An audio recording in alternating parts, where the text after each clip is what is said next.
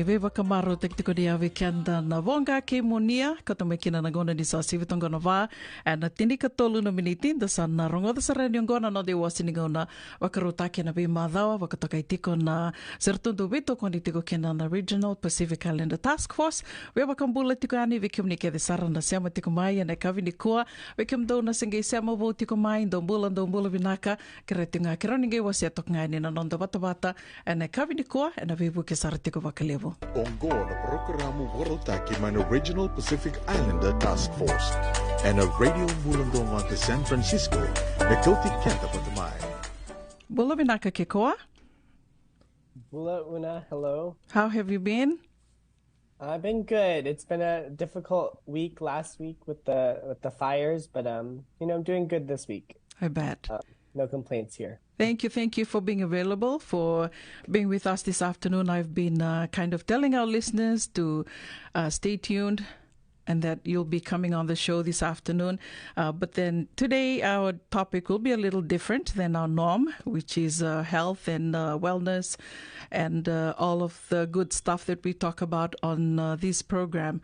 But today, as you requested, Koa, I know that all of us I'm really lost for words here, considering everything that's going on back home. So for our listeners that have not, been on the show, that coming on the show for the first time, could you please introduce yourself before we go into the nitty-gritty and what you wanted to talk about today? Yeah, no worries, Una. Hi, everybody. My name is Kekoa. I also go by Koa. Lopez Paguyo. I'm a Kanaka Maoli or Native Hawaiian. I'm mixed Native Hawaiian, and I'm from the island of Oahu. But I know a lot of my own friends as well as just peers in my network who are on the ground sort of responding to the Lahaina fires on Maui Island right now and are bringing over like clothes and food and supplies over. So I've been just kind of chatting with them to get their perspectives on what's happening on the ground and among other things. So yeah, but I work for the Regional Pacific Islander Task Force here in the Bay Area. We serve all Pacific Islander communities, not just Native Hawaiian. And yeah, I'm happy to be here today with you, Una. Thank you, Koa. You did say that you have friends and families that are on the ground helping at this point. My question is, from, like you as a Hawaiian, your friends and families that are there on the ground, do you have anyone that were like directly affected by this fire? And that you're still waiting to hear from or wondering? Yeah, I mean, I luckily, I mean, my community, my direct ohana, my family and my friends who are living on the island have not been impacted. They don't live on the west side of Maui Island, luckily. Mm-hmm. So know that I haven't had family directly impacted, but I know friends of mine have, and just even the task force staff, a couple Tongans that I work with, they were telling me last week that they even know like a Tongan family who died in the fire. That in the Tongan community out here in the Bay Area, they were talking about families who lived in Lahaina who perished. So it's really just to say that it's not just like Native Hawaiians were, died in that fire, the wildfire. There was all Pacific Islanders who were just living in Hawaii Islands on Maui. And even tourists, I mean, likely tourists who were just kind of caught in the blaze were also perished. I mean, it was just a huge wildfire that kind of came up out of nowhere. And, that no one was prepared. There was no emergency sirens alarming people.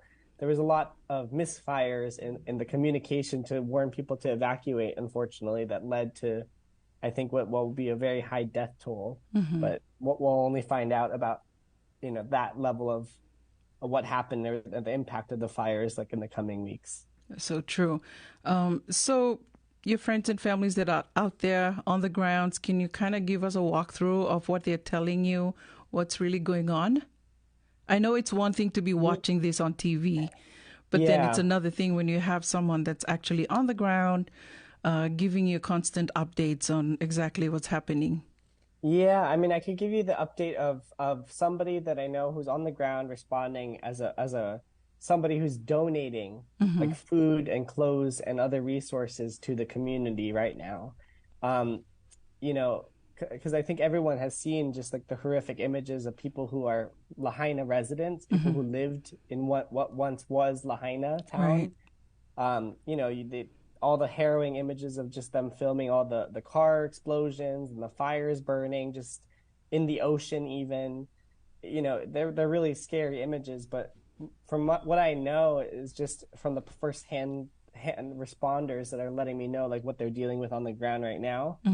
I mean, currently what they're struggling with the most is multiple things. Like first, it's like dealing with the overwhelming amount of donations that have come in. I mean, it's great that all the Lahui or like the Native Hawaiian people feel compelled who are living on the outer islands, not on Maui Island, but even Oahu, where I'm from.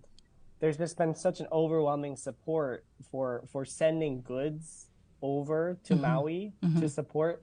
But I think, they've been overwhelmingly asked to like stop donations because Getting chaotic a Maui, little. it's been getting a little chaotic in terms of like there's not enough storage to actually receive the goods and actually store them properly so they're not just exposed to the elements. Right. So, it's great to have this disaster response and like this overwhelming amount of support, but we need to stay vigilant and sustain that level of care over time. It can't just be like right in this moment, really high amount of donations, and then we stop and it peters out. Like it really needs to be sustained at an appropriate amount over time because like right now there's not enough storage units is the big issue. They're looking for shipping containers, like for ships that ship goods between the islands and the continents. They're looking for just those to house the overwhelming amount of donations received because you can imagine if you sent a bunch of food and if there's not a kitchen to receive it, then it's just kind of sitting out and it could spoil. Especially when there's hardly any power, if there's any at this point. Exactly. And they're relying on like ice and coolers to keep things refrigerated. Like exactly, Una. There's not enough power to supply a kitchen to receive the overwhelming amount of goods that are being donated right now. So, Preserve what needs to be preserved at this point. yeah, absolutely. And so I think currently on the ground, a lot of the people who are running and are volunteering at these donation sites, they've asked for an overwhelming pause on shipping any new goods, if it's clothes or that kind of thing. They've asked instead if for people to donate directly to survivors. Like there's like a bunch of spreadsheets being passed around online outlining different organizations and then Venmos of specific families that have been impacted. So people can distribute, however much and how you see fit to donate to the cause. But yeah, really what's being asked for is a lot of monetary support and less on clothing, less on food at the moment. But yeah. Interesting. Thank you, Koa. You did bring up a point when you and I were chatting earlier about these being a result of, I did say, like, climate change, global warming, but you did bring up a point. Do you mind sharing that with our listeners this afternoon? Your take on that, please. Yeah. I remember us chatting just, and me bringing up, like, do you want me to come on the show to talk about the Lahaina fires? Because I'm the only Native Hawaiian part of the task force. But, I think something that's all the listeners for Radio Bula can take with them is to really push back whenever they hear that the Lahaina fires was a natural disaster. So you don't think? I mean, a lot of it, at least in the media, they're blaming it on the Hurricane Dora, which was about 100 miles south of the Hawaiian Islands, but it caused a low pressure system. So, in the islands in the tropics, we're typically high pressure.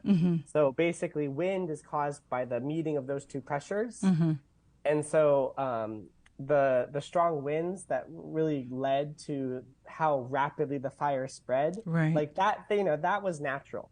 but all the other components about what caused the fire to even start was unnatural. It was man-made. It was produced by our presence on the islands and what we're doing to change the environment there.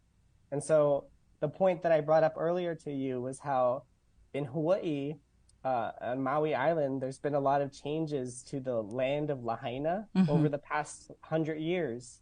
A lot of Kanaka or Hawaiians that I know have been posting old images of Lahaina town and like the old fisheries that were there for fishing, the old wetlands that were there for like planting lo'i or kalo or, taro. And so basically to say that Lahaina used to be more water filled before it became so dry and arid. It used to actually have so many wetlands, like I said. So that actually changed over time because of with the development and land use decisions of the government and basically in kind of carving the way for the production of hotels and business spaces and less agriculture. And so that shift away from agriculture and wetlands and fisheries towards commercial businesses and to really fuel tourism, right? That land shift over the past few decades have really led Lahaina to become dry. And it was those dry conditions coupled with the winds and then, today I heard a lot on the news about there was a power company, I think it was called Hawaii Electric Company or there was a power company that the winds blew over the power lines. Right. And they didn't depower the power lines, and those power lines sparked. And that is what led to the spread of the fire being so rapid, like so strong, as well as like the emergency system. That there was not. To warn the people, the sirens. There was no overwhelming sort of like ringing to evacuate. There was none of that. So there's a lot coming out this week, and I'm sure in the weeks following that will be kind of centered around accountability. Like, could more have been done to save our people from burning in Lahaina is the question. Definitely. And, the Kanaka that I'm in network with, we're all just trying to wrap our heads around the deep loss of our people, but not even just of our people. Like, there's so many other Pacific Islanders who live in Lahaina, non-Pacific Islanders, like Asian community members, like lots of Filipinos lived in Lahaina, who are now newly unhoused, like they're homeless. Right. The survivors of the blaze actually are now dealing with nowhere to live and no possessions, just the clothing on their back. So it's just kind of a sad thing. It is very sad. Very sad. And so could you say at this point, or maybe like in the near future, is something we could expect activist group coming up and, and bringing up the point that you brought up, that this was all due to, you said to fuel tourism, but then, on the other hand, it also fueled all of this, right? Yeah, I mean, honestly, a lot of the people I'm quoting who have like taught me that this is what happened on the ground in Lahaina. They're being interviewed on platforms like news platforms called Democracy Now. There's been a lot of segments where the journalist of that show, her name's Amy Goodman, she's been interviewing a lot of different activists for climate change, for just Kanaka Maoli Native Hawaiian activism on the islands. She's been interviewing a lot of them to talk to them directly about what they think about the Lahaina fires. And, they're responding and they're talking about the colonial greed that really is the reason why Lahaina town changed from being like more agricultural, more wetlands to being more commercial and drier.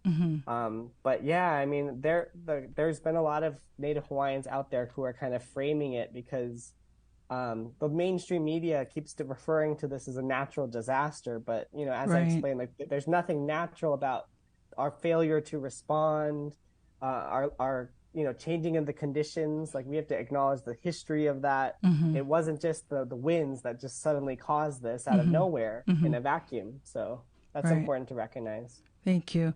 Thank you, Koa. I heard someone being interviewed earlier today, and she did say she was pleading.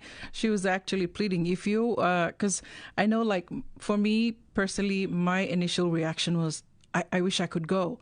If I could go right now, up and go and just be there on the ground to help, I would. Yeah. And then, but I changed my mind when I heard this girl who's also Hawaiian being interviewed. And she was pleading. She said, if you're planning to come, please don't. Do Oh, not, yeah. I she mean, said, do not come. Don't ever think of coming to hmm Maui anytime like now or in the near future.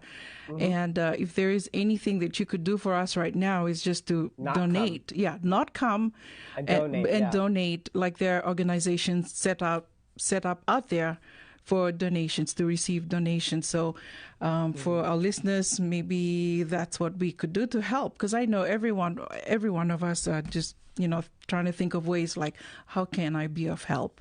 So I guess that's one way we can help. Thank you, Cora. Is there anything else that you would like to share with our listeners in regards to you being Hawaiian and everything that's happening out there, or shall we jump to the next topic? Yeah, I mean, if anything, I love the ending on donations and what you can do to help. Like you said, a lot of Kanaka on the ground are saying for tourists mostly to cancel their trips Mm-hmm. because basically, if you fly there and land on Maui, you're taking the resources that could have gone to survivors of the fires who are Mm-hmm. now unhoused and homeless. Right. So basically it's to not go to tour Mm-hmm. and enjoy like a trip to Hawaii, and to use that money instead to donate to charitable causes. Mm-hmm. So there's a lot of verified charities that I could share with you after that we Sure. post on We could Radio post Bula. it on our page.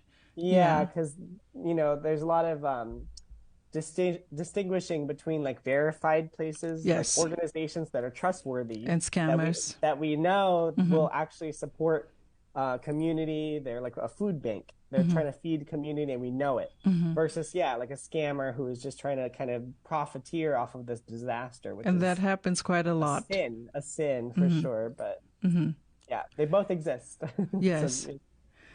people have to be wary to make sure that they know who they're donating to, basically. So Right. I'll send you a good list after this show. Appreciate it. Thank you. And that's a good point. Like going in there for hotels, Airbnb, because I think I heard yesterday they're talking to Airbnb owners, Oh yeah, they're trying to hotel. Yeah, negotiate. like just let the people be housed for now. Yeah, Forget about I making mean, money. Yeah. exactly. And I mean, this is such a strange thing, Una. I mean, from the Fijian perspective, I wonder what you think Mm-hmm. about that. Like, because I Mm-hmm. imagine hotels to also be dominant in Fiji. Oh, yes. Mm-hmm. So often in the Hawaiian Islands, we always talk about being a second-class citizen in our own homelands, Mm-hmm. where like, so much deference and resources go to tourists For and to sure. make sure that they're comfortable, Mm-hmm. even though it might mean that, people living on Maui Island can't use water, Mm-hmm. but as long as the tourists are kind of happy. So anyway, I wonder from your perspective, like, It's you more or know, less the same. mhm, It's more or less the same, but I guess Fiji is it's much broader when you compare it to like Maui alone. So yeah, well, thank you, Koa. To our next topic for the day, the yeah, course that's coming up that the task force is encouraging our people to sign up for, to register for. It's a community health worker, right? yeah. Could you So elaborate on that, please? Thank you. thank you for the plug, Una. Mm-hmm. In Santa Clara County, which is where the task force is working at the moment, we're working with the Asian American Community Involvement. It's an organization based in Santa Clara, but they're launching a bunch of training modules for our people to participate in. So in September 12th, 13th, and 14th, there's going to be like the most fundamental training, which is called the fundamentals of being a community health worker. Mm-hmm. And that training will be across those 3 days. I think that it's just a 1 day training, but you could choose which day you want to participate in that training.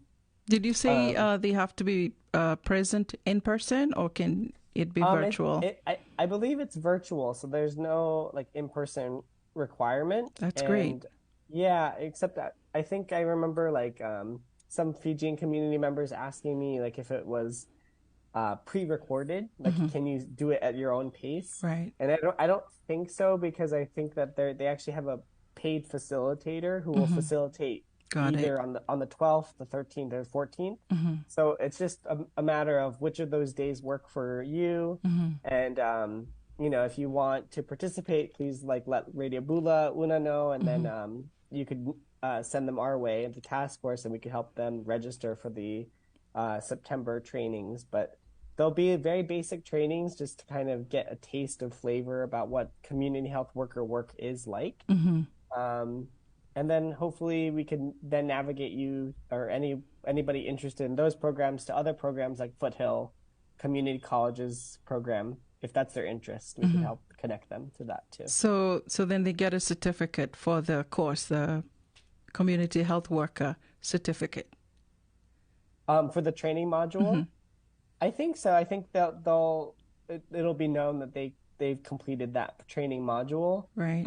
And then I believe like it's kind of a requirement to take that course before taking all the other courses that they offer.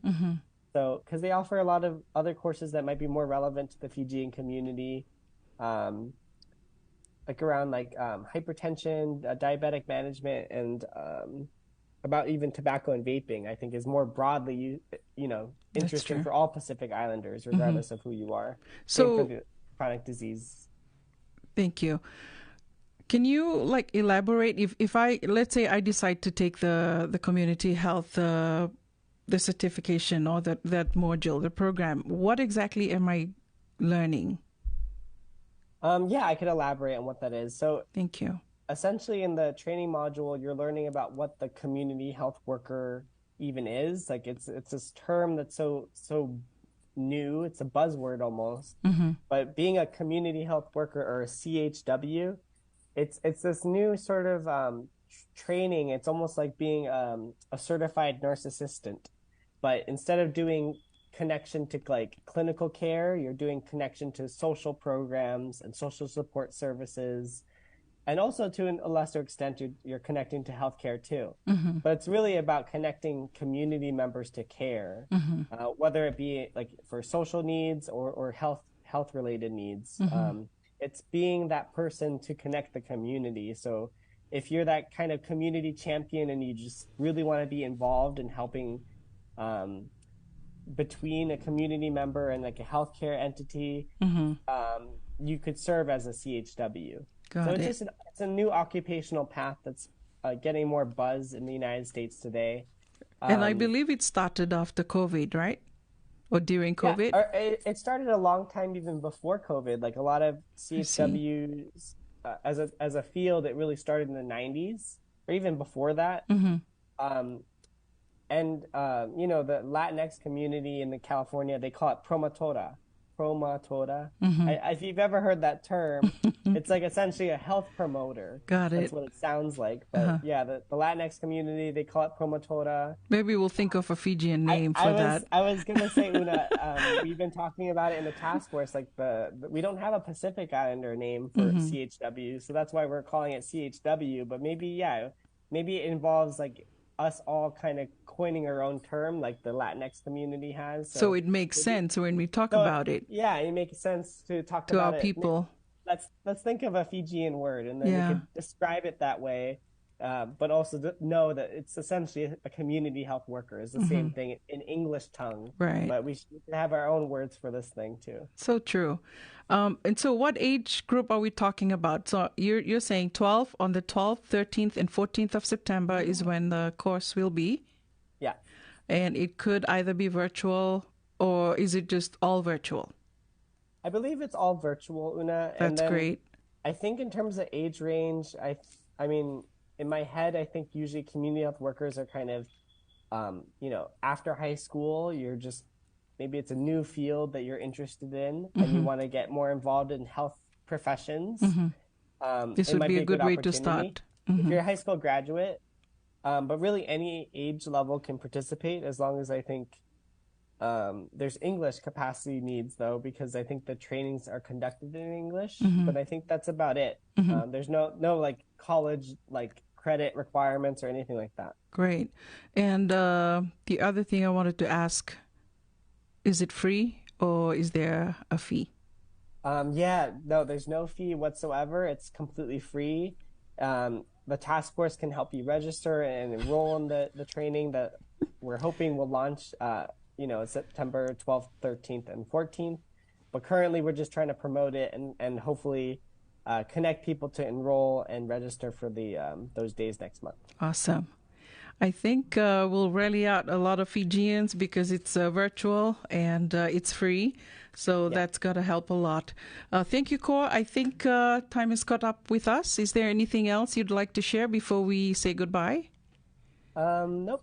That's it. Thank you so much, Una, for having me on the show and listening to me talk about Lahaina. Anytime. And if you ever have any updates on Lahaina you want to share, come on the show anytime. Kekoa?